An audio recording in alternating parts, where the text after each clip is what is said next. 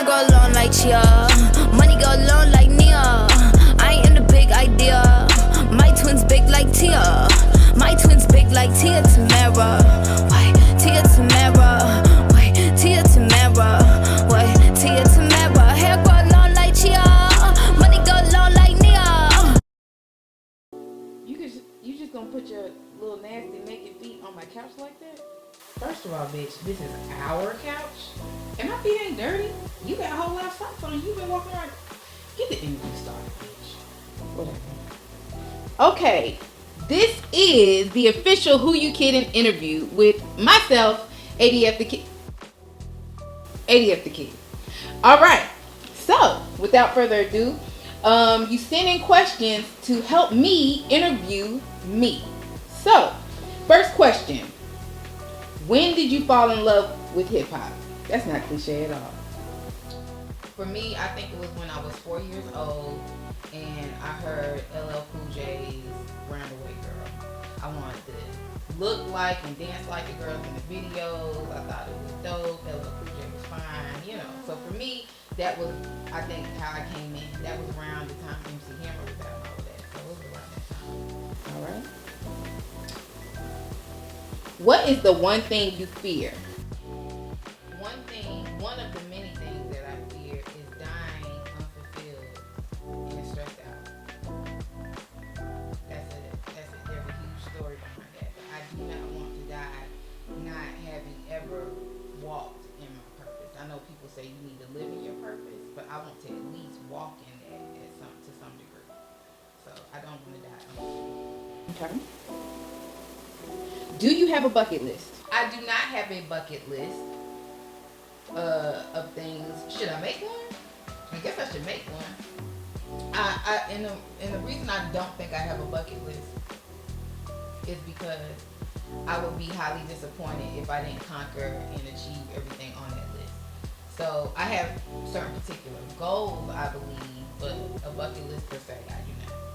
I don't know who asked this question, but would you and Tab ever get back together? Hell no. We have a great relationship. Anyone that knows us knows we were together on and off for about 10 years. We spent a whole decade in a relationship up and down. We produced a wonderful seed from it. Our son, we had creative business endeavors together that I would never go back on, and I intend on helping them flourish. But and we've grown to a certain space where a relationship on an intimate level is not somewhere I think we agree that we need to be. We connect, we are connected for life, but we connect in a different way, and I appreciate that. I learned a lot from that relationship, but in that regard, I would never go back. I'll take care of that nigga to the day that he dies.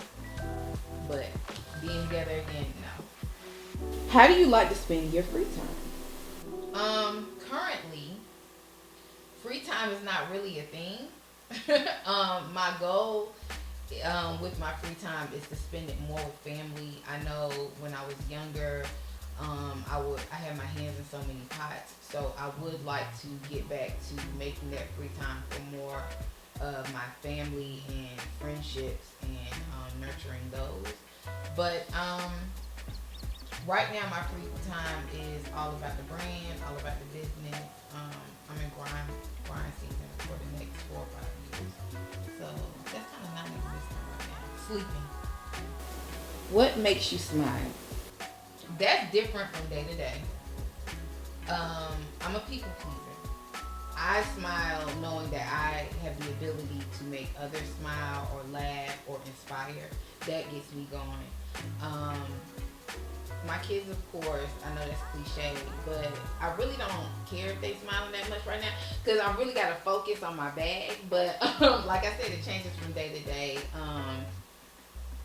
I will say my kids, when they tell jokes and things of that nature, when they start to exhibit creative behaviors that remind me of myself when I was a kid, that really makes me feel good. And like I said, just being able to innovate and inspire with the creative work I do. Whenever I'm working right now in my purpose and my passion, that makes me happy, fully.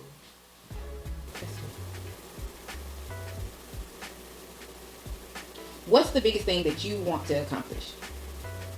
One of my biggest goals, and we're talking currently, because 5 years from now that may not be a big goal at all. It may be something that I've done and I'm moving on to the next. But currently my biggest goal is to sell a script to a major network. That's my biggest goal. So when is Nigga Nightmares coming out? First of all, I did not want you to bring my other endeavors into this. I know what I'm doing. When I get a team, when I get some money, when I get people with free time who have time to record these things. So when you're a creative, when it comes to film and script writing and things of that nature, it's a lot that goes into that. I got to pay a videographer. I have to pay a cast. I have to pull people together that are talented, because I don't want talentless individuals. There's a lot that goes into that. I have to get the editing process in order. So once I have my team, that shit is gonna blow. And maybe before then, but like one step at a time. Hence where we're starting today. So it's coming, sis. It's coming. I know you got things you need to talk about, but we'll talk about that on the back end behind the scenes. Do you have a man? I do not currently have a man. I got some dick on the side, but I ain't got no man. Go ahead. How does your everyday life reflect your creativity? For any artist, I think your life inspires the art, whether it be good, whether it be bad. I know when I was going through my bout with depression, everything I wrote, everything I felt, everything I did was more melancholy. It was like on a lower vibrating level, very sad, depressed. It was those type of things that I was propelling out of my soul. So I've come out of that recently, and I have a lot more comedic things I want to do again. Things that are on a, that kind of put you up here. I don't want to put so many sad things out there into the universe anymore. So my life at the time, anything I was going through, which was deep and sad, it reflected the art in that way. It didn't stop it per se, but it inspired me to do much more, just low types of creative things. Now I'm inspired to do things that uplift. So it just depends on what I'm going through at the time. If I'm angry, I'm probably gonna record something where I'm punching something or somebody or breaking something. So it's from the day to day. It definitely reflects what I do. Will you love me? And you know who that question is from. I did, and you blew the opportunity, and so we're gonna move forward. To the person who asked me that, they know who they are, so we'll go there. Where did your passion for dance come from? Yeah, so like for someone who is an avid music lover like myself, it's for me and a writer. Songs are stories with melodies, and so I like to express what I'm hearing in a visual way. And when you dance, it's like painting the lyrics visually for me. So I don't know, it just came naturally. It's just another part of my creative flow. I haven't done it in years, but I really want to get back into it. That is my first love, is dance. What fuels you every day to keep going? I feel like I can't quit. I just have an obligation to myself. I don't want to let myself down. I don't want to be a quitter. I preach that and really deeply root that in within my children. So who am I to not stay steadfast if I'm encouraging them to do the same? I got an example to provide, and I have to. I have no other choice. There is no other way. I just got to do it. I'm going to sit down and cry about some shit when I do it. You know what I'm saying? But I just have to persevere. I'm the only one I depend on. It's just me for my kids. So I got to keep going. What turns you off creatively And business wise?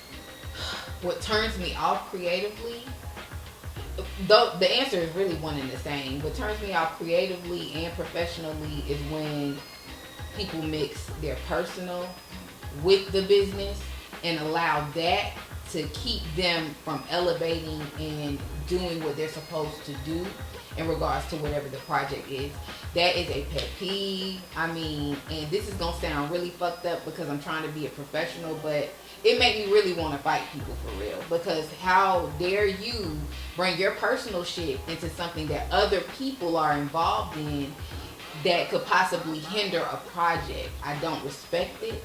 I think it's some bitch nigga shit.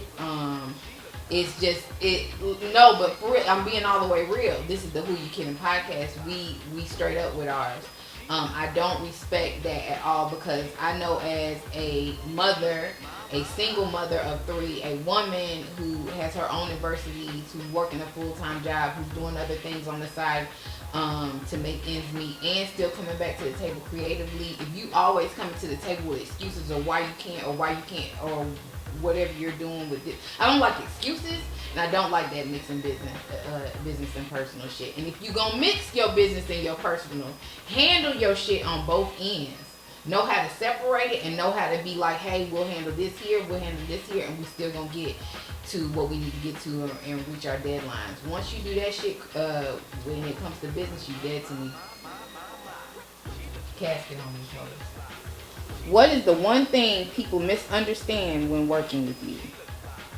One thing that I think people misunderstand when it comes to working with me on creative projects and even at work in general, like even on the 9 to 5, is that we work together.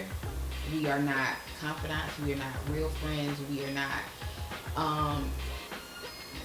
I used to be a person that would open up to everybody and let people in, but that drains you over time. And I may support you and root for you and respect everything that you do, but that doesn't mean that we now have a personal relationship.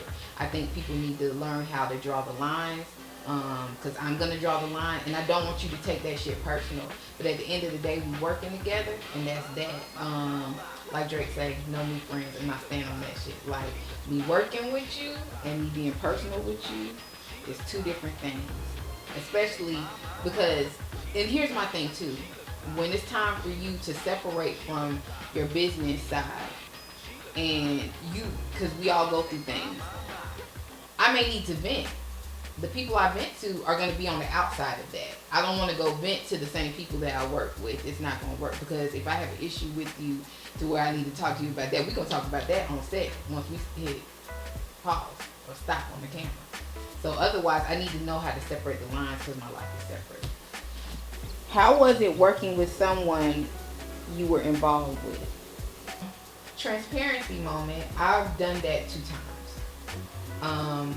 One of the people I worked with, I was involved with before we started working together, and that was my ex that I was asked about prior to. We were together for years, and then we started working together. It was very hard, but we made it work. We had a setback at some point where I left to get myself together instead of corrupting the entire project, and then I came back more refreshed. And then in the second situation, it was something that should have never happened, and it ultimately killed that project because the other person couldn't separate our personal from the business. I say all that to say, I personally don't advise working with someone that you have personal dealings with. And if you do, you too need to have an 100% understanding on what this is. And unfortunately, and people will probably love to say, yo, like we have an understanding and da-da-da-da. But people's feelings change in and throughout. And everybody isn't emotionally intelligent enough to check their shit. So I personally don't advise that shit. I've done it twice, it didn't pan out the way I wanted it to. Like, nah. Balancing work and home life. How do you do it? It's extremely hard, and one of my in my mind, my mentor, Shonda Rhimes, she said that there is no such thing as a work and home life balance. At some point, you're either going to be giving 80% here, 20% there, and then flip in reverse. I think you just have to prioritize when certain things are important. For example, right now, shooting a movie or doing a podcast and trying to get that off the ground. Right now, that is very high on the priority list. Once I get my flow, once we come to a head with recording the film that we're doing, then I will then flip it and make more time for my family. I don't think there's a way, and some people have a balance. I personally don't know how to do that as someone who is a single parent and does not have a partner. For me, it's just like, okay, y'all on hold right now. I'm gonna get y'all the essential things that you need, but 100% dedication to y'all, it can't be right now because I have to get this up and running. So, in my opinion, like Shonda said, there's no such thing. It's either you over here more so, and then you come back and you over here more so. There is no balance. If you could trade your life for one person, who would it be and why? If I could trade my entire life for one person, it would be my mother. And I say that because she inspires everything artistic and creative and that is in me. She inspires the type of woman I want to be. She was very smart. She was very strong. She was very bold. And she had so many gems. She had so much more to give in life, and she never got the opportunity. And I think earlier I said something, or maybe I didn't say it during the interview, but walking in your passion and your purpose. I feel like my mother had so many creative things to offer the world, and she never truly got to even step into that. And I would have loved to see what that journey was like. She traded her passions for her family, which is very admirable. But at the end of the day, she was never fulfilled, like I said, and she went to her grave that way. And I feel like that's some of what stressed her out and caused her to go to an early grave. I lost my mom younger than I should have and did not have those moments with her, but I would trade my entire life to give her the opportunity to at least step her foot into some of the things that she was put here on earth to inspire and to create. What are people's biggest misconceptions of you? People's biggest misconception about me is that I'm emotional. First of all, every human being emotes. We emote different ways. I'm not emotional in a sense of weakness. I'm passionate, and I have a certain level of vigor. So when I'm for real about some shit, I get very heightened with a certain type of emotion. But it's because I need you to feel how important this is to me right now. I need you to understand that it's all or nothing with me. And some people don't understand. You just basically, I really want you to do good.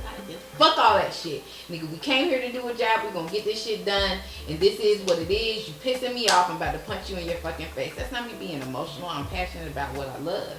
And it is what it is. Because certain shit I don't give a fuck about, I don't give a fuck about.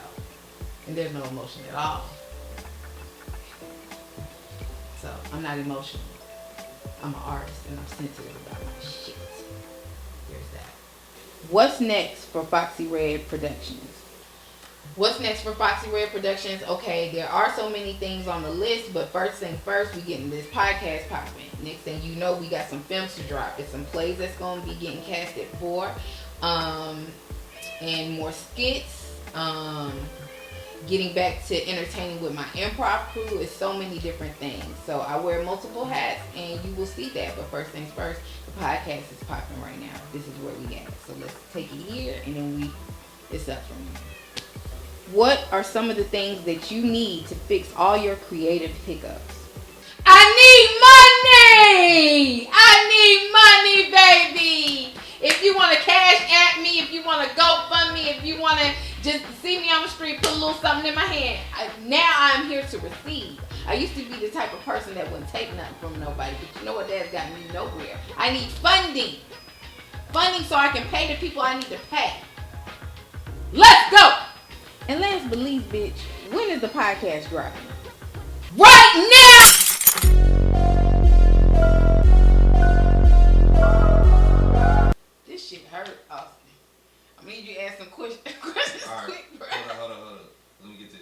Girl on Instagram.